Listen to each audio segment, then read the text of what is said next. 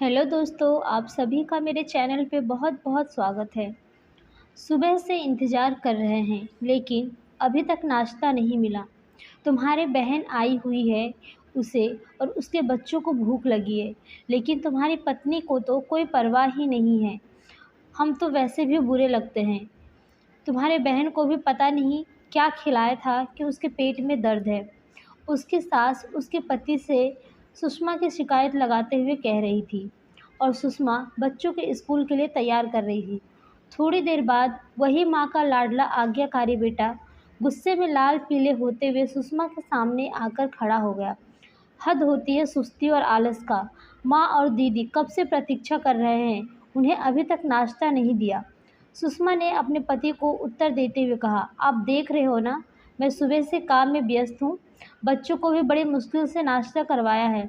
अभी बच्चे स्कूल जाते हैं तो माँ जी और दीदी को नाश्ता करवा देती हूँ। इतना ज़्यादा भी तो समय नहीं हुआ है। सुषमा ने अपने पति को समझाने की नाकाम कोशिश की। उसके पति ने कहा, हाँ हाँ, काम तो सिर्फ तुम ही कर रही हो। हम तो बस हाथ पर हाथ धरे बैठे हैं।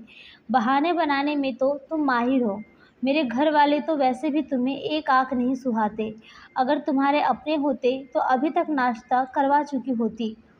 मैं सब समझता हूँ तुम्हारी चालबाजी। मेरी दीदी का यहाँ आना तुम्हें बिल्कुल पसंद नहीं है, इसीलिए तुम यह सब नाटक कर रही हो। माँ के आज्ञाकारी बेटे ने माँ की बात पत्नी के सामने दोहराया।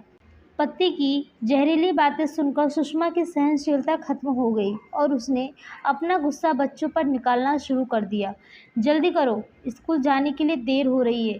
खुद का काम खुद कर लिया करो, अब बड़े हो गए हो। तुम चलो जल्दी से बाहर निकल जाओ और टिफ़िन पूरा खाकर आना, नहीं तो थप्पड़ खाओगे।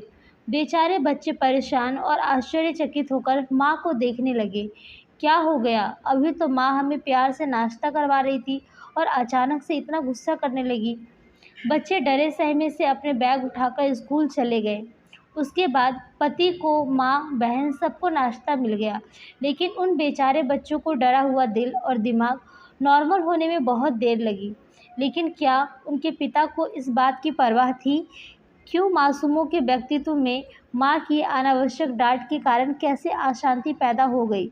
बिल्कुल नहीं, ये तो होता ही रहता है और यह हर घर की कहानी है। आज नाश्ते को लेकर बात हुई, कल किसी और बात पर। माँ के मन को शांति कहाँ से मिलेगी कि वह अपने बच्चों को देगी? कठिन परिस्थितियाँ, दूसरों का कटु व्यवहार और नकारात्मक विचार माताएं अपने बच्चों पर निकालते हैं, जो बच्चों के व्यक्तित्व को बहुत प्रभावित करता है। हमारे पूरे समाज को यह समझना होगा कि माताओं को शांतिपूर्ण माहौल देना कितना ज़रूरी है और यह शांतिपूर्ण माहौल इन बच्चों के पिता के अलावा और कोई नहीं दे सकता। यदि हम अपनी संतान को एक सामान्य सुसंस्कृत मानव बनाना चाहते हैं तो उनके माताओं को एक शांतिपूर्ण वातावरण प्रदान करना होगा।